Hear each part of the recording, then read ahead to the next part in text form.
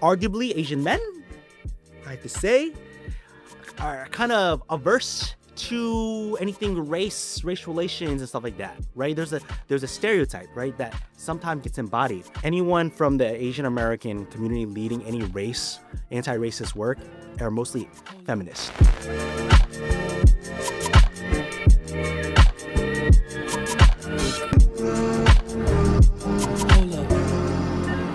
Right about now, you are listening to the Future Ancestors podcast alongside of my co-host, Kat Serrano. Hi. This is Jason Insight.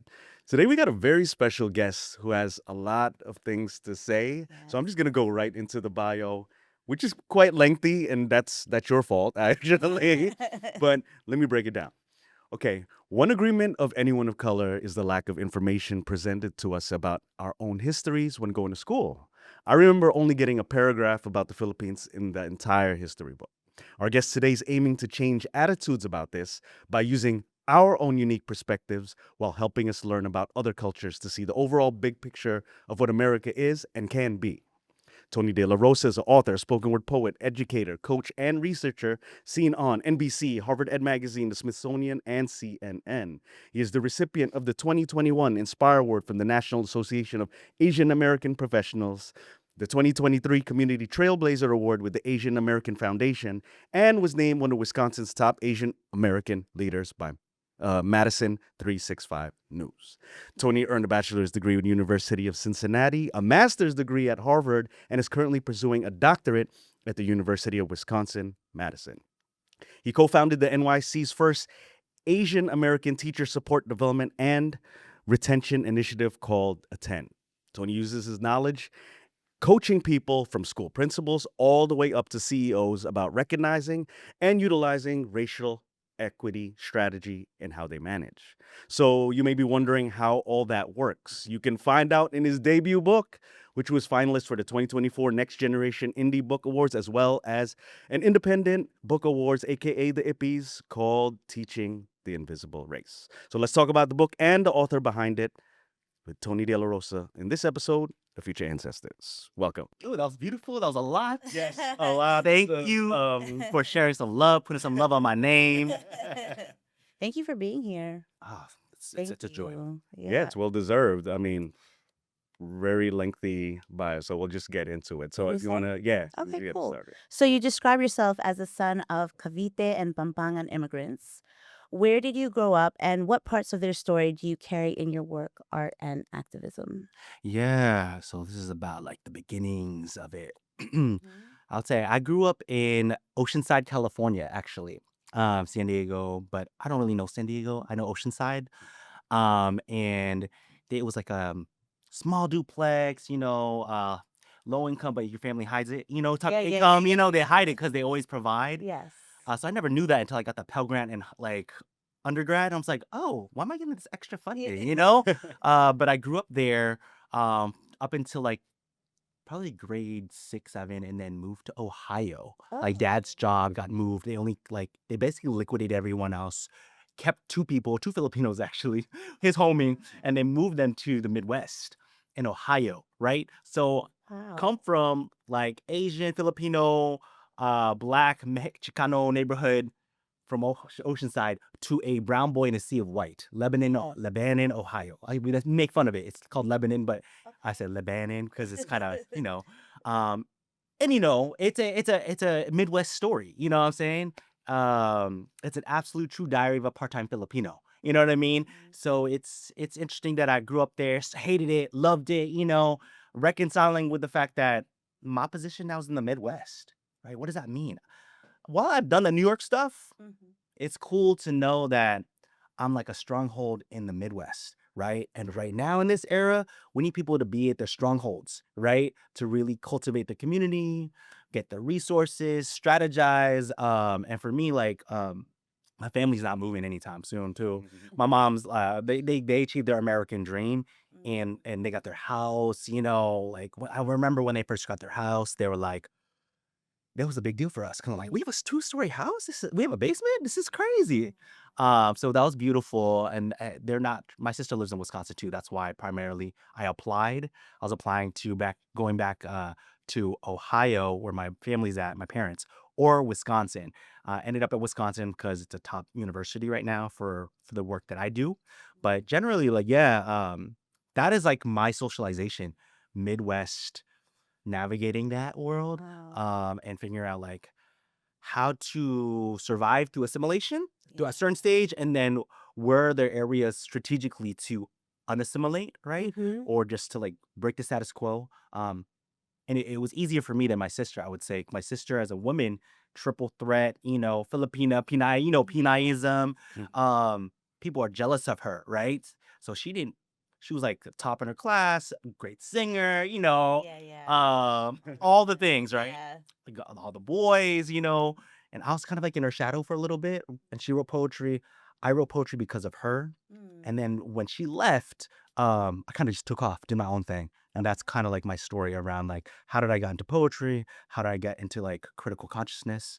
And we could talk more about that. Yeah. Yeah. So she's ate. She's out there. Yeah, she's out there. Yep. Love. So how far is Sebring from Lebanon? You know, because my family, I had family in Sebring, Ohio. So I was I just don't know where's wondering. Sebring. Yeah. So Where is Sebring? it was, I don't know. That's a good question. It's in Ohio, but no. So Sebring was predominantly white. So Yeah. even just visiting, I felt that wrath. So I can only imagine growing up Oh, in man. that. Yeah, it is. Yeah, It is. And it was tough for me. religious. Very Yes. religious in our town. Oh, okay. Yeah. Okay.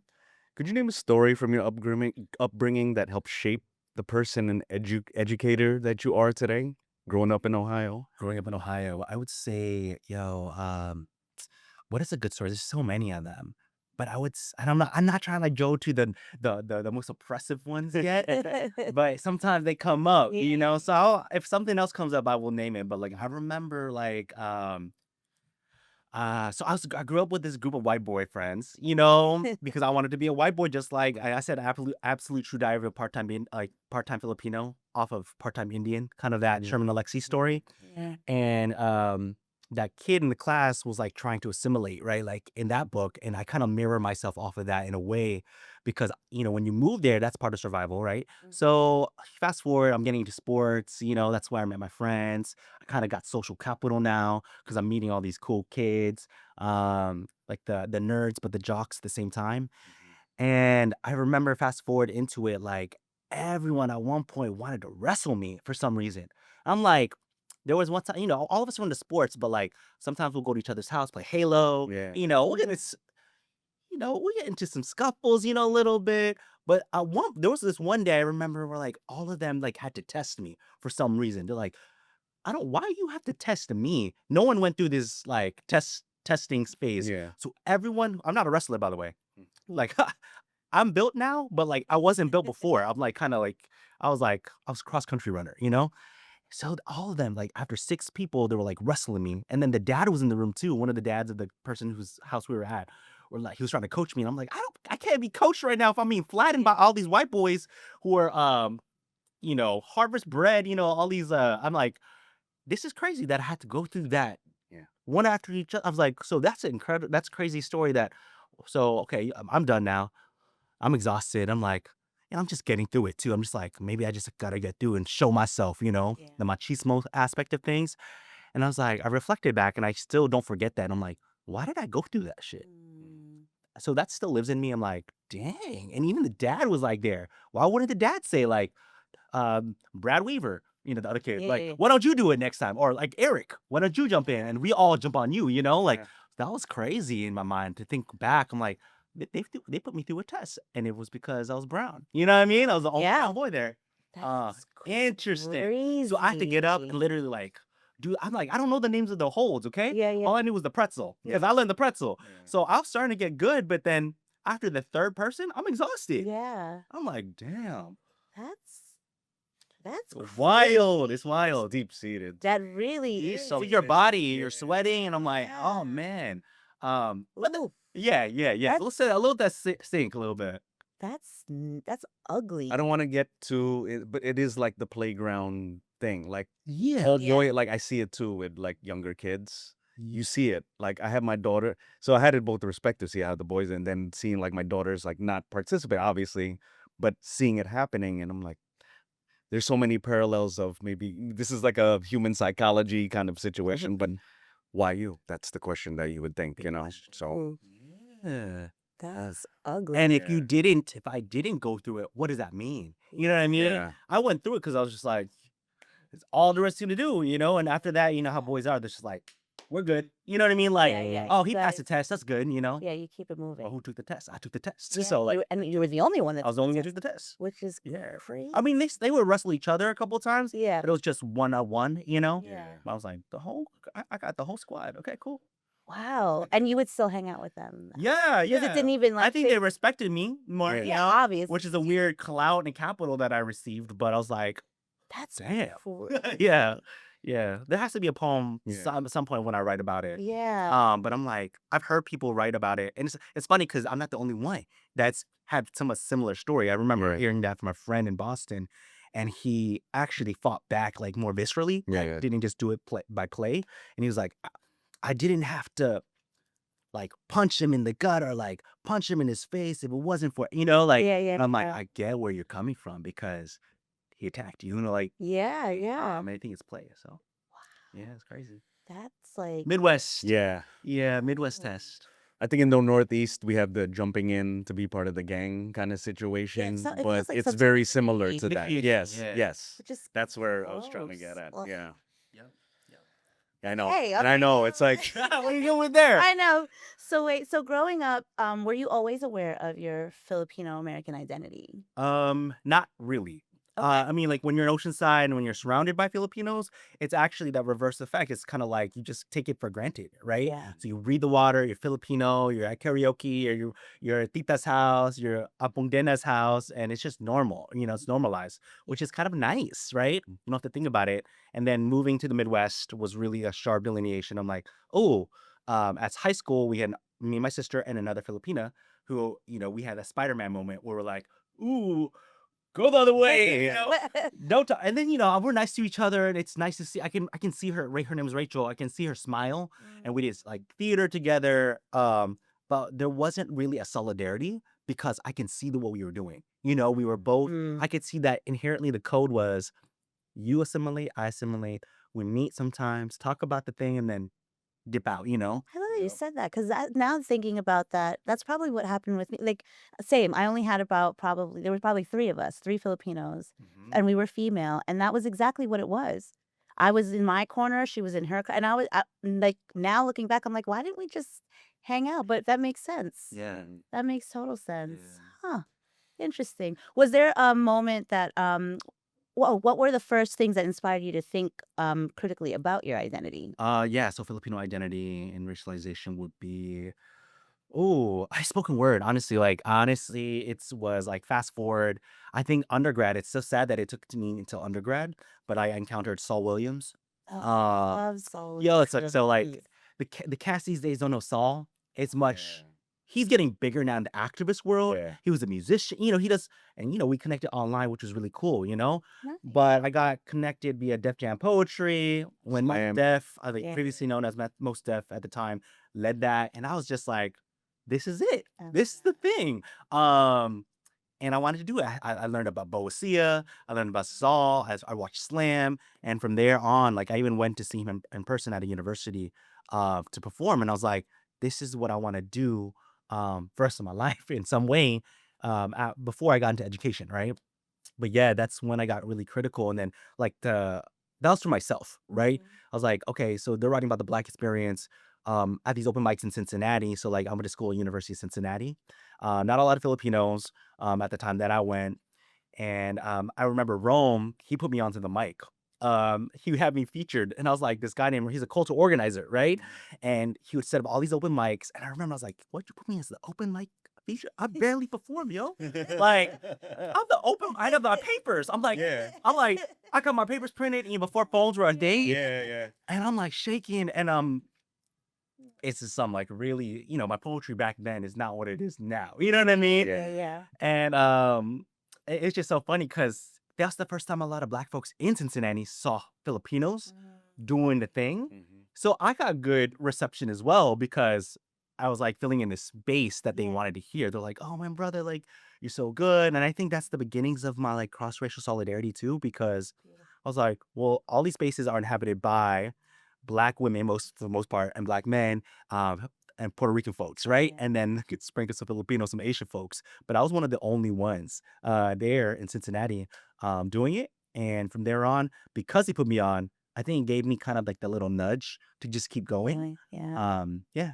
I love that. Well, shout out to Rome for putting you on. That's Oh, awesome. that. He's still in Cincy, I believe, and he's like That's he's great. hosted some big music festivals, and I mean they're not really like well known across the U.S., but Mhm. our main one he puts on, right? So that's cool. Also, That's amazing.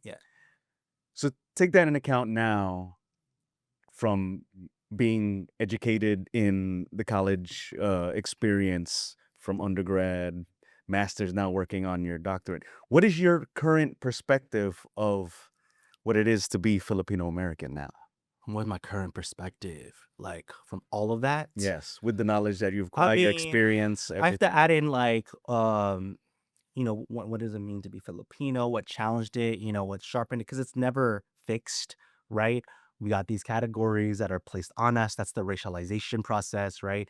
And then we got what I read that changed my perspective was sociologist Anthony Ocampo's work with Latinos of Asia, Mhm. right? I'm like, oh yeah, so Filipinos self-identify or self-racialize as Latino as opposed to Asian because there's no really strong overlap in some areas of California, right? So I'm like, oh, that's interesting. Or we get the typical PI, Pacific Islander, right? I'm always identifying when I was younger as Pacific Islander. Same. And I was like, because we're an island, like that's always like logically. Mhm. But then when it comes to like U.S. Census and also resource allocation, then I started realizing like, oh, I can't identify as that because we don't get fair resources, right? Mhm. Fast forward now, who's someone who writes about it, who has children. I mean, like King Philip is our name. We can't get away from King Philip because Mhm. Philippines, right? Let me read a little bit Yeah, so we yeah, can for sure. because I have a poem on Filipino identity. I feel like could transition well. Mhm. Okay. And I might not read the entire. Let's see how much time we got. We got some time, Yeah. so I'll read this one because Yeah, go it's for so it. Filipino. Okay, great. And I wrote this back when I was in Boston. So my time in Boston was 2015 all the way to 2018. And I was teaching, writing, taking kids to poetry competitions, writing poetry myself. And I realized I was cultivating youth at the time as an educator, but I wasn't cultivating myself, and you do that. I think Filipinos do that, Yep. right? Like Oh, for sure. sacrifice core value. I don't know what the Filipino term is for that, but it's like you sacrifice the self a lot. Yeah, we give. We give, right? Maybe it's the bayanihan or Yeah. in like an aspect of kapwa, but like we just so collective that we forget ourselves sometimes. Yeah. So this is called My Filipino after this poet named Melissa Lozada Oliva. If you ask me if I'm fluent in Filipino, I will tell you. My Filipino is not my anchor, although leagues beneath me holding its breath. My Filipino breathes in half beats, a language of too many tongues and too many stories to untell. My Filipino is Cavite and Pampanga. My Filipino is my mother and my father, both tongues captains and captives. At the same shipwreckage, I am a wreckage. I am a remix. My Filipino is a long lost gift, the forgotten rudder that pushes someone else's footprint starboard. In the 13th century, it was wrapped up and given a name by the Chinese called the Mai, country of the blacks. In the 16th century, it was wrapped up and given another name, a truncated name after King Philip II. My motherland, birthed by a son, can't spell yourself out of Hispanic without the pronoun his and panicking without his and intergenerational trauma. Can't seem to be given the name other than El Negrito or El Chinito to Hispanics. It's a term of endearment, the diminutive, another gift. Fast forward, my Filipino panics in the corner of Mr. Seibert's fourth grade classroom. My Filipino is given a new name, Phil M. Yet it knows that saying the Pledge of Allegiance is like double Dutch with two left feet, with no jump and all rope and always sinking, might as well be Filipino aftermath. After so many iterations, a name loses its North Star and a people lose directions to freedom, a people lose a galaxy. If you ask me if I'm fluent in Filipino, I will tell you, nakalimutan. What's left of a ghost of a ghost of a ghost of a ghost of a ghost? What happens to the host? Does language commandeer itself into double erasure? Can phantom limbs speak themselves back into? Can phantom limbs speak themselves back? Can phantom limbs speak themselves? Can phantom limbs speak? Can phantom limbs? Can phantom or are we just phantoms? So All right. that's my education, kind of like interrogation of Filipino identity through like erasure and kind of like Du Boisian thought. Like I would consider myself a Du Boisian scholar, who uses double consciousness as a framework. He theorized on that in like Souls of Black Folk, right? Um, and he gave us a framework to really think about like what is a soul of a person as opposed to of a BIPOC person, right? Yeah. So I try to use that with Filipinos and myself and Asian Americans because arguably, like, let's zoom out to Asian Americans. They see us as automatons, right? And soulless people. Like, we rarely get to unearth the soul of it. And going deeper, because this is about Asian America. This book is about Asian Americans, Asian American movement, but really it's written from a Filipino perspective, right? We rarely get that. It's usually from an East Asian perspective or from a white person. Yeah. If you go on Amazon and I'm like looking at books and I'm like, whoa, some of the top selling books on this stuff, white people, it's crazy. Yeah. And I'm not even trying to put myself out on Amazon right now, right? Like I'm trying to like go to Bookshop, local bookstores, but still that's crazy, It right? is. Yeah. So that's why I feel like it's so important. Like even though we even asked this, I was like, Filipinos to write their thing, write Yeah. their story, archive what it means to be Filipino to them now, because Yes. it's different. You ask someone, I ask you, it's gonna sound different Yeah. from the different positionalities that you hold. For me, it's the double consciousness. I would argue triple, quadruple consciousness, depending on like what identities I'm talking about, relation to power. Because we got the model minority identity, we got the invisibility, we got the like being read misrepresented too, which is another thing. Like when I first went to my first school in Indiana, when I first taught in Indiana, kids were like, we got a Puerto Rican and Chinese teacher. Like I was laughing. I was like, what? Yeah. We're gonna be so good at math this year. And then some kids were talking to me in Spanish, and luckily I know Spanish so I can Yeah. speak to them. But that's what their racialization of me. Yeah. And I'm like, so part of my own racialization of Filipinos have been just reclaiming it, Yeah. taking all these other things of what other people, the external side sees, and then saying like, okay, now I gotta go deep with the Filipino researchers and poets who've been writing about it. And I want to know like how they're talking about it. Like one of the first poets who passed away recently, Nick Carbo, he was a big organizer for poetry, right? He helped build anthologies for poets. And I read like Secret Asian Man, and I was like, whoa, he's doing what I'm doing now, like kind of aggregating up to Asian, but also talking about Filipinos. And he was queer, and I was like, this is the first time ever seeing these intersections at that age. I was in undergrad when I read it, and I was like, there's a place for us. Okay, cool. Let's carve it. Let's keep carving, That's beautiful. That's why it's so important for us to share these stories so that way this is exactly Exactly. this is exactly it. Mhm. We want this so that way someone that listens to it can then identify and you might be inspiring the next generation. Yeah. You know what I mean? I mean, I'm not tuning my own horn when I hear that, but I'm also giving myself flowers when I need to. You should. I'm happy to I've do that. received, like, whenever I see Filipinos at my conference, there's a different energy. Like, mostly I'm speaking to educators, mostly are white, right? Their workforce is white. So when I see a Filipino, Asian for sure, there's a connection, that spark, and then there's that spark. Yeah. A spark, right? When a Filipino educator's in the room or social worker, and I'm like, whoa, the Spider-Man moment we talked about? Yes. It's like a dap up, Yeah. You're like, whoa, it's a long hug. Yeah. You know what I'm saying? It's visceral. Yes. That's crazy. So what Alright. led you to Asian American studies? Yeah, so I took a roundabout way because in undergrad, I studied Asian studies at Okay. University of Cincinnati. At Midwest universities, not all of us, they're not like the top tier ones. I went there because I didn't know much about education. I was like, I got a scholarship, stay close to home, it was enough for me, at that time. I didn't want to take up too much space, right? So when I went to it, I wanted to be, what I was realizing, I'll tell you later, but in high school, I was the Spanish club president. NHS, National Honor Society, because there wasn't any other language, but that was the group that I fell into. Like Mr. Castaneda, who was like a phenomenal K-12 teacher, got me inspired. So I led that group, right? And undergrad, I became the Japanese American Student Society president, right? What? because I wanted to be Japanese. You see where this is going? Yeah. I'm chasing the colonizer's language and like trying to take these positions, and I took it. I studied Japanese. I was gonna work for Delta Airlines as an interpreter. I still know it. I took the test, passed that damn thing, and then only to come back to the U.S. knowing that I was gonna be a teacher. I want to be a teacher because I wanna make an impact, right? But like, whoa. So you gotta repeat that question one more time. Oh, what led you to Asian American? Yeah, so like Asian studies was what I was given, Yeah. right? And I was seeing all these people when I was hearing these poets speak online when YouTube like blew up. I was like, where are they going? What schools are they going to? Like, why am I not writing about this? Why am I not hearing this?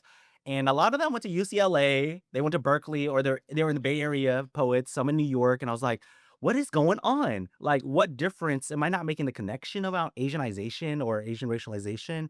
And I realized I was like, they're doing some dope work in ethnic studies. And that's what I was missing. So like I went to ethnic studies first. And then I realized when I was teaching in K-12, I was like, I need to pull in Asian American studies. So like inherently, I just became an ethnic studies, Asian American studies teacher when I was teaching elementary, uh, all the way up to my first year of high school teaching, right? Indianapolis, Boston, Miami area. And I was like, no one's getting it. And if they're doing it in May for like one time. Yeah. And I'm the person they fall on because, again, what's the percentage of Asian Americans in any given educational space? It's so small, Yeah. right, in the U.S. So that's what got me into it. And then I realized it was being received well, I'll be honest with you. Like, because it wasn't one of those same effects. It was like, oh my God, you're the Asian person. You're going to do the Asian thing. You're going to fill in this kind of, I would like to call it a neoliberal gap. Neoliberal as in the fact that they only like to choose us selectively, stay in your lane, Yeah. right? Based on the market that was available for us. So Mm. I got into it so hard. And I remember having a conversation with my friend Lauren Lopez. She's dope. She's Puerto Rican. We taught together, and she is like a DEI strategist or DEI chief officer for Columbus Public Schools. Amazing. And before she was like, so you either gonna go, I could see you going like broader, like doing diverse equity inclusion work broader, or being hella niche in your Asian American Filipino world. And there's power in that. And I kind of took her advice. I was like, there is so much power in just going into our work and then people looking at us as a template and going out, Yeah. Yeah. And I'm like, ooh, to master our narratives because we don't get to is what got me really into it. I appreciate that. That's awesome. We need it. We need it. Yeah. Thank you. Thank you. Yeah, that mirrors what we try to do, but that's why we say we we want to bring in people like yourself that legitimize the ideas that are going on in our head. And look, you're even getting to the level of doing it in a doctorate space.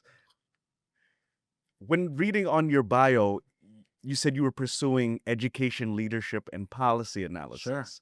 So can you kind of break down what that is and what systems are you hoping to challenge or reimagine through that work? Yeah. So first I was doing teaching and learning. That's how people kind of in higher ed categorize that space. Teaching and learning is kind of like K-12. It's also higher ed, but like the pedagogy, the curricula aspect. I did that work, right? I taught youth spoken word. I taught elementary, middle school, humanities, social studies, and I started becoming a coach for Miami-Dade Public Schools in Boston. And I was like, wow, I'm in a meso level leadership position now where I get to see and work with principals and teachers, seeing them my teachers get fired, promoted for whatever reasons. Principals make poor decisions. Some make amazing decisions, right? And I was like, I need to archive this. I need to study it from my lens, like, because I'm meanwhile, Filipinos are always doing everything, Yeah. I'm writing op-eds and shit. I'm submitting poetry to this anthology here, but I'm like, it's not fast enough because I do want someone as as a future ancestor, I want my future descendants to pick it up, right? And if I'm not putting it out there enough, like we got a homie here, Kevin Nadal, who's a psychologist, right? Yeah. And he published like so many books. And like, people are going to pick up that, right? They're archived somewhere. I wanted to do the same. I was like, so educational leadership is studying like meso level leadership and teacher leadership. Actually, let me just disrupt it. Youth leadership. Leadership is very distributive, right? Leadership is not a one person thing. At UW-Madison, like some of the scholars call distributed leadership because they study leadership not as one person. The whole collective is leadership. that's a weird framing because you can't point to one person. You can't name that, right? So that's cool to know that the org is leadership, right? Yeah. And then seeing my homies study youth leadership, because arguably my poets that I coached for youth spoken word, they're leaders. They were the quote unquote ragtag kids with the 504 plans, like disabilities, and got in trouble all the time. But when they came to my space after school, they came with it, right? And usually black women, young black girls at the time, now young black women now, and they were after the poetry program, their leadership shined throughout the entire school. So everyone came to them. They're like, "You spit fire on that mic. Oh, you killed it. You black girl magic. Okay, cool." And I was like, "That's youth leadership, right?" Kids see that, and then policy. I do study policy now. That's like that's more of my dissertation right now. Right now, there's a big tide for Asian American education policy. Started from the Teach Act in Illinois, which mandates statewide Asian American history education, right? First of its kind, right? California's been doing that already, embedded in ethnic studies. But then because it was statewide and because of the Stop Asian Hate movement, right? I say I do this because I don't use Stop Asian Hate. I use racism, right? And colonization, all that bigger systemic stuff. But because of that, I was doing poetry at the time. I was teaching, but I was like, let me study it. Let me study the policy. Let me get ahead of it. Let me write about it from my lens. And I'm in Wisconsin now, studying the policy. It's called Act 266 for Hmong and Asian Americans more broadly, and how that history gets translated. And what I learned is that the reason why we didn't get it passed was because of politics, because Republican infrastructure at the time didn't allow it. They had some issues and tensions with the Hmong community, As you see now. right? Which prevented it from passing forward. And the Hmong community, who immigrated they immigrated way before, were fighting for 20 plus years in this state. So I know that it's kind of sexy now that people will say like, you helped pass it, or like you're part of it in the last 3 or 4 years.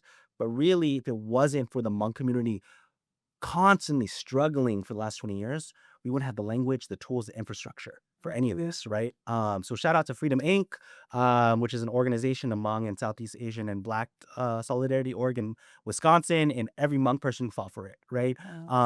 So I study that and how that's going to be, like, the agenda is going to be set for it. The money is going to be allocated and how it's going to be implemented. So that's the policy window right now. Right now, people are energized by it, but you never know in this era with anti-ethnic studies, when the lens is going to be like, oh, so Asian Americans, like I won't even say Republicans, someone might say, oh, wait, Asian American studies is ethnic studies? Oh, we don't like that.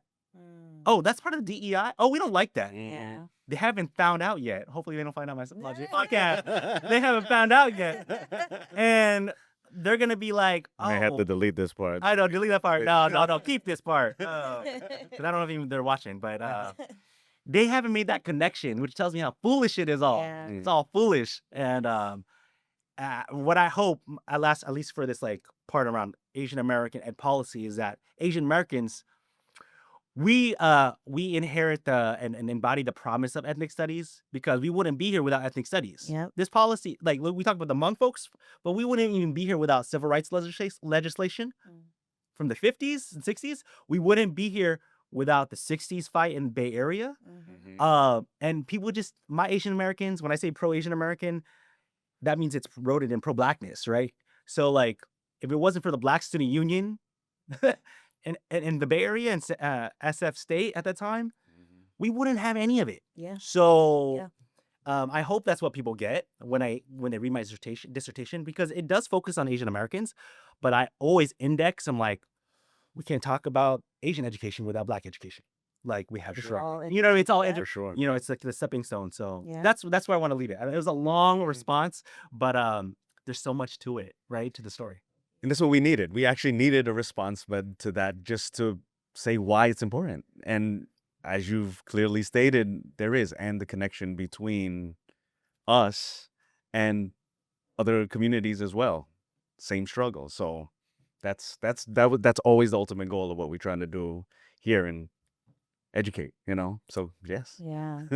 So you co-founded the NYC Men Teach Asian American initiative. Can you talk about this initiative and let our listeners know what it is and the impact you've seen so far? Yeah, NYC Men Teach is a organization that recruits, develops, and trains teachers of color, men who identify as male in the NYC Department of Education, and it's funded by the mayor's office. He wanted to recruit 1,000 Amazing. men of color to teach, and I think it's important because what we saw is based on research. Like, there's this thing called ethno-racial teacher to student matching, based on if you just use black teachers to black male students. There's research that suggests that, um, well, it's actually empirical data. Like, though they show that outcomes have around attendance, desire to want to finish and go to college, increase like drastically with just the presence of a black teacher, right? So if that intervention's working, why not do it, right? Yeah. So for the Asian American side, we had an influx around 2016 of Asian American teachers, and people don't know this about New York City. Asian Americans are the lowest income. Chinese population is the lowest income community in the NYC Department of Education. Oh, People don't know that yeah. data. Mhm. So that's one thing I like to keep note of. And knowing that there was I don't know what this phenomenon was, but there's an increase in Asian American male teachers in 2016. So they're trying to meet the moment. One, we have low income, like Asian kids, not just Chinese, but Asian kids who need supports. These Asian teachers, we got to connect them. We got to Yeah. train these teachers in racial literacy. And that's what kind of started it. My homie Ron Rapatalo connected me because he heard about the opportunity to Richard Haynes, who's the director of NYC Men Teach, Brooklyn. They talked with me when I was in Miami coaching teachers. He flew me up. He was like, yo, we need what you're doing, your teaching style, your coaching style. We need it here. So I designed it from scratch with Richard, with Asian Americans in mind, because at that time I was organizing already for Asian American conferences and whatnot. And I was like, and we'll make it hella like racial literacy. Racial literacy is one of my frameworks. So we'll teach race, we'll teach how you understand it too, because arguably Asian men, I have to say, are kind of averse to anything race relations and stuff like that, right? There's a stereotype, right, that sometimes gets embodied. Not all Asian American men, but if you think about the stereotype around the tech bro Asian, Yeah. you see, and that in relation to anyone from the Asian American community leading any anti-racist work are mostly feminist. Asian women and queer non-binary folks, trans non-binary folks. And when I'm recruiting for these spaces, those people show up. If I look at my Instagram, for example, that's my demographic. I post critical Asian stuff. I even run an Asian program for males, but most of the people who still follow me are Asian women, right? So I'm like, what's going on, Asian men? So that's what I'm trying to do, is like bring us into a space together to talk about that kind of stuff That's amazing. that works. Because arguably, I would say it just needs to be different in Mm. some ways. Um, I mean, I saw an article in this news journal called Ed Week saying that we're missing the mark with teaching boys. And that's a bigger conversation. I think that's true. I hate to say it, but I think it's true. Um, I thought you and said that because I have a 17-year-old who is in school now, and he feels that way. oof. That's exactly how he feels, which is why he's been trying to drop out since freshman year. No, okay, But he's yeah. not. He hasn't. Yeah, So yeah. he made it to he's got 55 days left, he told me. That's co-parenting right Yes. there. So, thank you for saying I'm gonna let him know that you said that. I want to share that with him because he would appreciate. I agree with it now because when I'm seeing the impact, like you said, what's the impact? Like, I did pre and post. You got to do that. And the racial literacy, actual like, it's self-identified. So they'll say like, I did learn more about race and racialization. I did learn about ethnic studies. I did learn about why my race matters. Why, like, how is it being read in schools, right? And how at that time, the first time when I did in 2020 and 2021, there was Stop Asian Hate. That was the biggest, that's the big energy, right? So Yeah. a lot of my teachers, we had like 30 of us at the time constantly going. And they were one teacher even led like a community impact assembly around how to combat anti-Asian hate in schools. first of its kind. So all the teachers started taking that and bringing it to their schools. So we got one person from the Bronx, bringing it to Brooklyn, bringing it to Queens. And I'm like, that's the power of this work. Yeah. Because if it wasn't for this group, then NYC Men Teach, unfortunately, it was very black centric, I would say, Yeah. and not in a negative sense, but they were just, if they really want to target men of color as a large, they had an opportunity, right? Yeah. Even like the Latinx or Latino group was missing too, right? So they just need someone to step up a little bit, or they need to find that person and recruit, right, to get those people. So there's a lot of opportunity, I would say, for a lot of this to happen. And because the mayor funded it, like, Just really, that's great. that's cool to see. I don't know if it's the current mayor. I know. But I know that I'll leave it at that. But I Yeah, I know was that, gonna ask that. I know. I don't know if it's the current mayor, but I know that it's out of the mayor's office, which is a good thing. It is a great. And let's ride on that wave. Yes, Yeah. I love that. All right, going a little deeper in here, could you briefly explain the curriculum? So, how would be an anti-racist curriculum? How would you apply that through your lesson plan, and what goes actually on during these lessons in the classroom? Yeah, I mean, like, just simply naming race as a factor of a for any. So like, I usually talk with white teachers who are teaching white kids, right? And they're averse to it in some ways, or they just do this thing. I'm like, race doesn't matter because it's white kids. Like, they're not gonna need this. I'm like, yes, they're gonna need this to be a functioning citizen, to acknowledge the impact of racism. We can't deny it, even though there's information right now denying it. Yeah. We have to fight back. We have to teach truths, right, that are just empirically true, right? And how do we do that, right? So, how do we go about it? It's like, not being afraid to actually teach what the curriculum is there, because curriculum's already being made. Like, NYC Department of Education has great curriculum, great standards on racial literacy, and particularly on culturally sustaining pedagogy, right? And that is all these different pedagogical, curricular ways of how to affirm identities, right? If there's BIPOC students, I hate using BIPOC because it's everything and nothing at the same time, but let's Yeah. use BIPOC for this case. How do we affirm a black student? How do we affirm an Asian student differently? How do we make sure we don't put them spotlighted to speak for the entire group, right? How do we acknowledge them when a crisis happens and they need some time off, they need some trauma services, like trauma-informed services, right? That's part of being anti-racist in the work, and just being fluid with, like, being able to essentially just identify what is honestly, what is race to you? Like, let's go deep into, like, what is race to you? What is racism to you? So great Sometimes go into the question. basics. Yeah. This is a great question. What is anti-racism to you? Because if I ask that to anyone in this room, anyone of my students, teachers, they give me a million answers. So getting an actual understanding of what this is from scholarship, from people, a lot of black women who published this work out there from a long time ago, we can actually correct and just make sure that we're all using the same language, right? Yeah.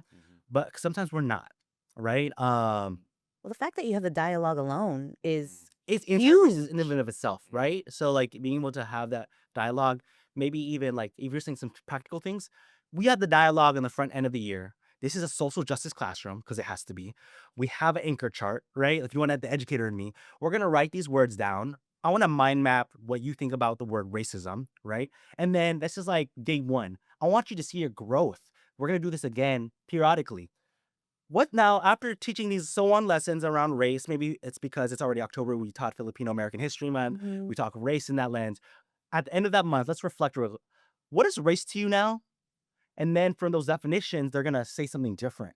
And they can mark their learning from that. Like, oh, race is actually a construct. Okay, cool.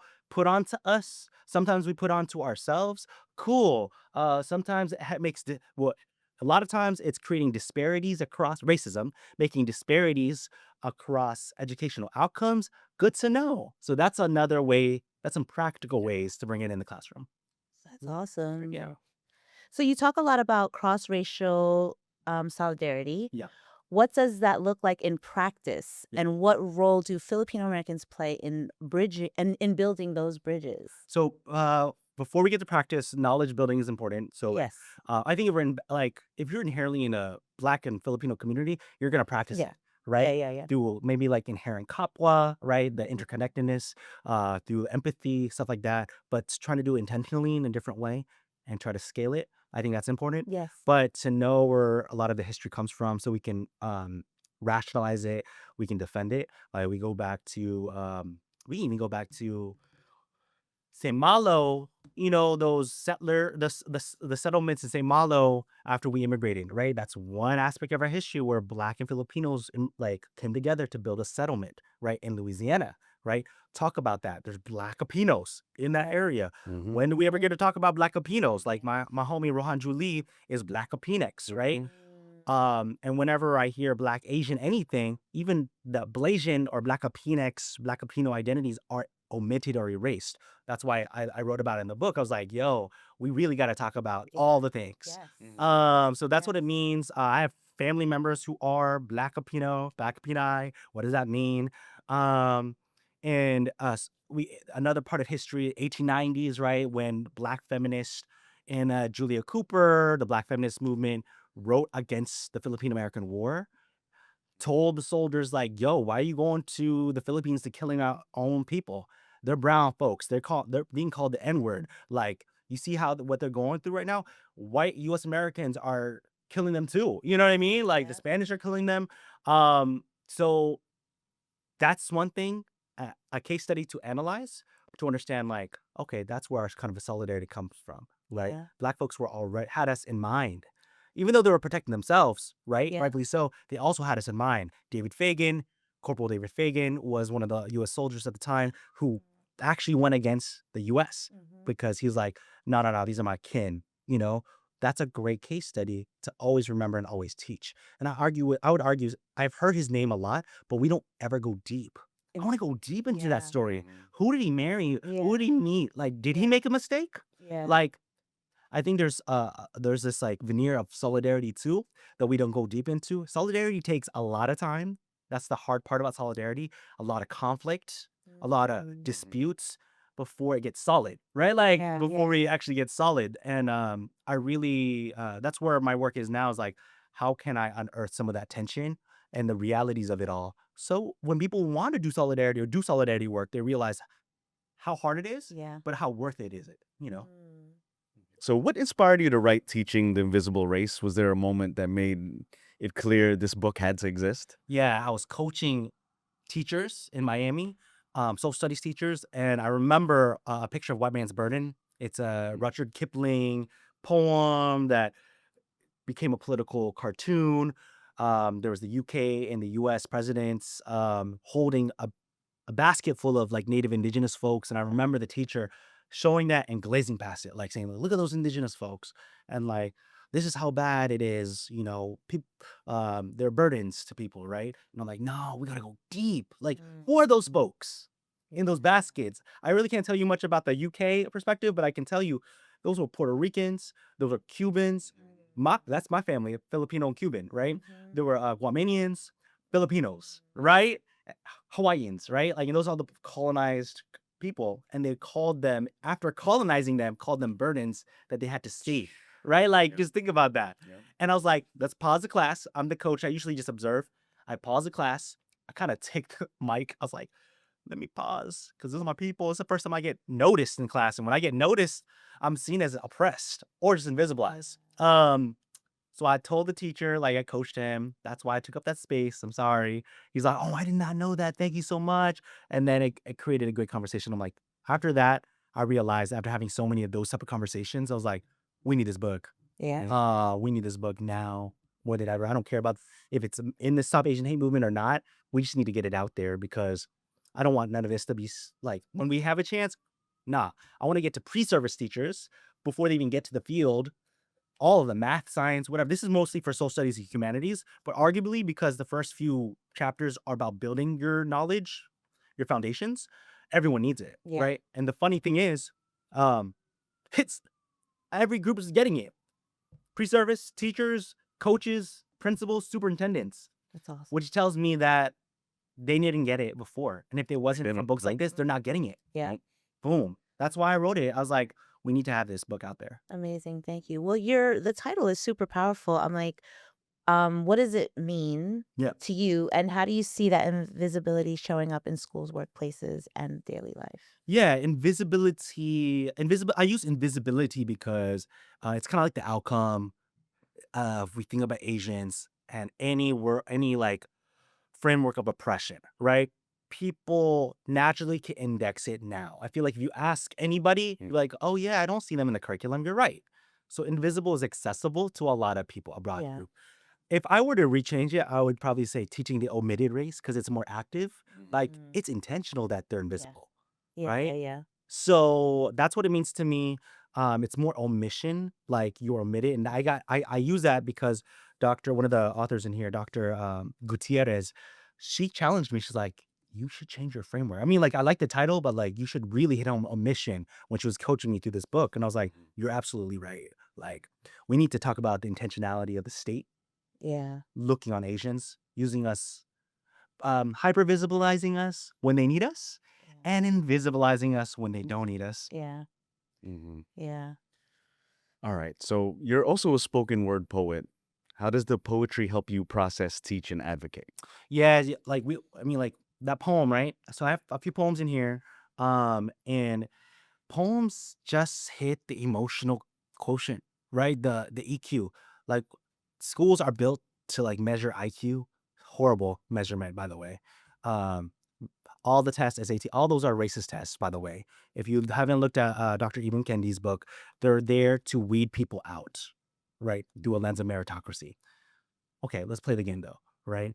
Um, this is man, I lost my train of thought. Can you ask that question one more time? Sorry. So, as a spoken word poet, how does poetry help you process, teach, and advocate? Yeah, poetry helps reach people emotionally, right? Current curriculum right now is still taught from a like, get your book, read to chapter 3 of at least humanities text. Let's talk about that.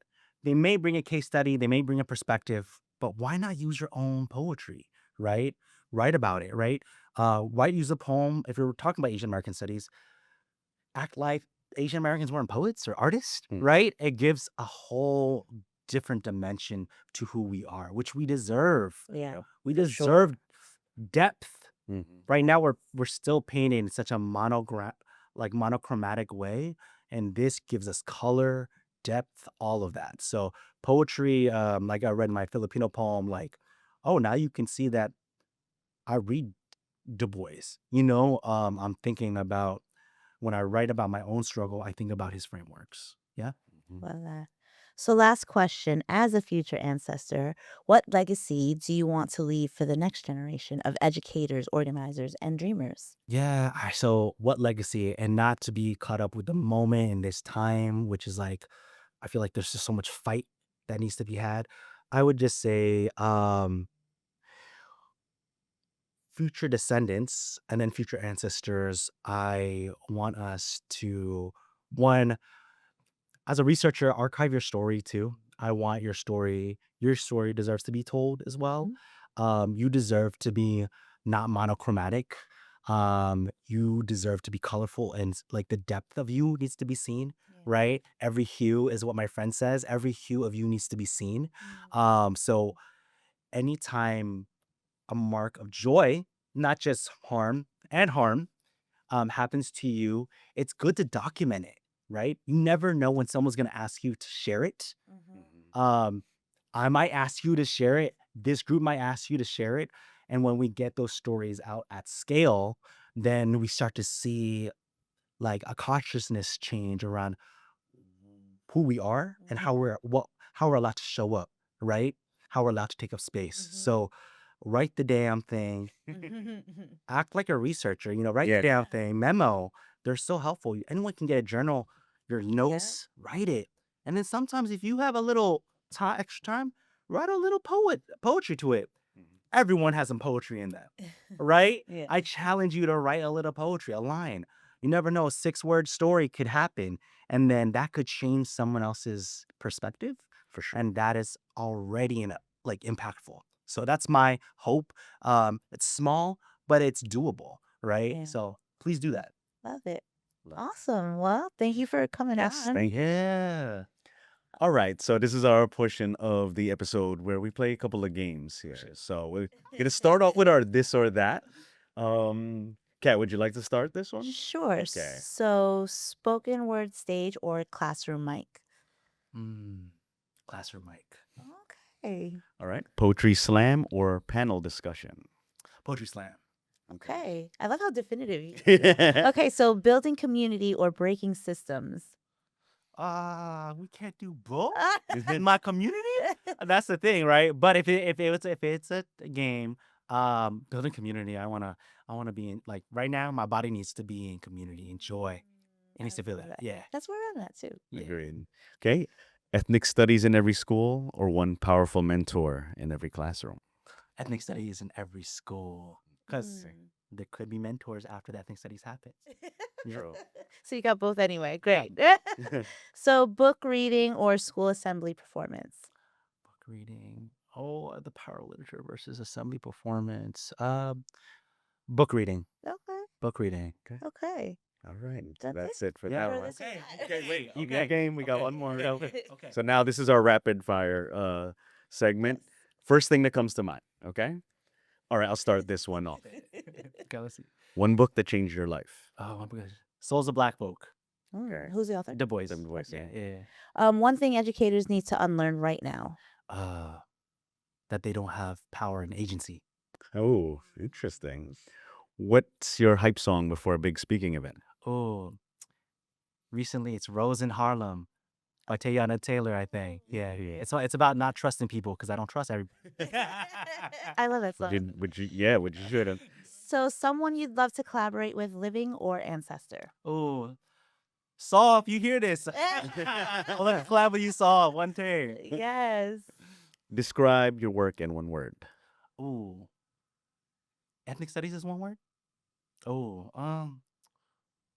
soul work. Okay. Yeah. Okay. Okay. So last one is, do you your go-to poem you can recite from memory? Oh shit, this is an old one then. Okay. Oh wait, is this a question or like what you're putting me on the spot just for side poem? A little of both. Yeah, it's both of them. It's both of them. Yeah.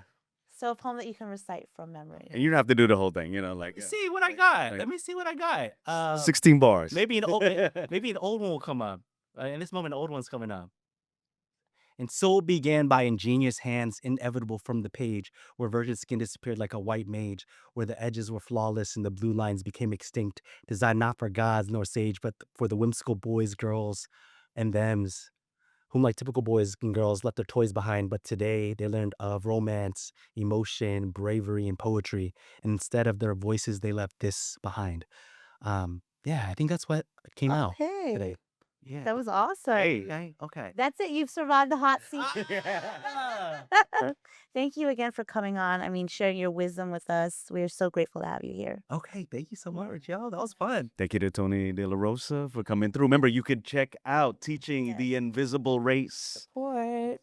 Yes. Where can they find you or they can follow you? Yeah, I feel like I'm most active on IG right now.